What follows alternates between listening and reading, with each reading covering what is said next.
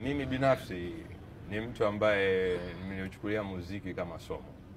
Unajua muziki ni somo. Watu wengi wanadhani muziki ni hobby tu. Unaweza ukachukulia kama hobby, lakini muziki ni somo. Ndio maana unaona vyuo vikuu duniani kama Juilliard, kama Berkeley, kama Bucknell, kama Kent University ina mitaala maalum ya kufundisha muziki.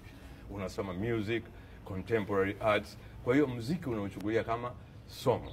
Lakini kitu ambacho nakiona sana kwenye vyombo vyetu vya habari na kinaniumiza, kinanisikitisha, kila unayemwona anatangaza muziki, si kuanzia ma DJ, hata hao watu waliopo kwenye online TV, na hata hao watu wa kwenye radio stations wanaozungumzia muziki kama hobby, lakini hawajauchukulia muziki kama somo. Naweza kukwambia hapa na nikatoa challenge, wote wanaotangaza hapa wanakuambia hawajasoma muziki.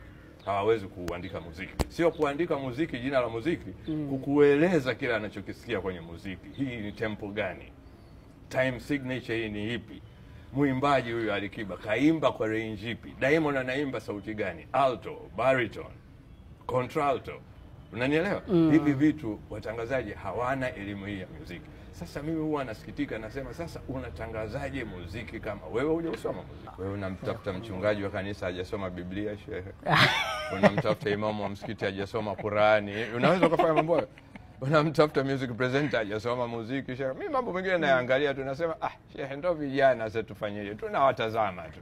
Wenye akili zetu tunakula ugali tunaenda kula. Nadhani kama ungekuwa na nafasi ya kubadilisha kimoja kwenye tasnia ya utangazaji sasa hivi, hicho ndo ambacho ungeanza nacho. Ningeanza nacho hicho. Kuwapa elimu stahili wale vijana. Na nakwambia wanaona aibu kusema tu. Hakuna mtu apende elimu. Unanielewa? Ndio hivyo. Hivi wewe una safari yako hapa unaenda Mwanza. Unaweza kuchukua dereva ambaye hajawahi kuendesha gari ndio mara yake ya kwanza. Au utamtafuta yule ambaye ni mjuzi, ambaye anajua nitafika salama. Utamtafuta nani pa? Mjuzi. Sasa au utaangalia sura yake? Kwa sababu mambo mengine watu wanaangalia sura siku hizi. Hawaangalii elimu. Meritocracy imepotea kwenye vyombo vya habari sasa hivi. Meritocracy, yani mtu anaajiriwa kutokana na taaluma yake. Nategemea connection gani unazo.